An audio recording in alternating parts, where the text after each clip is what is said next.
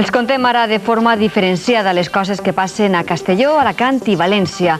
Podrà haver un informatiu diferent segons des d'on es vegin. Les desconnexions.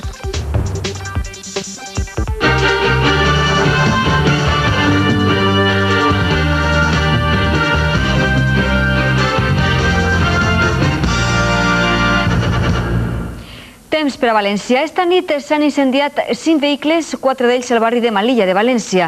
2 cotxes més s'han cremat a Xerès, a la Safor. Abans de veure'ls, els volem parlar dels preus actuals de les vivendes a la ciutat de València.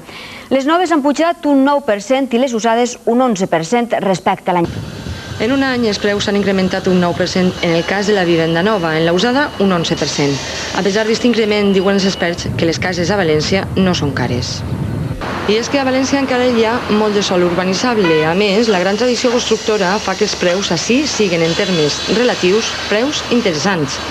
En l'àrea d'influència metropolitana el preu més barat el trobem a Torís. Els més alts a Godella, on el metre quadrat de la vivenda nova costa 160.000 pessetes.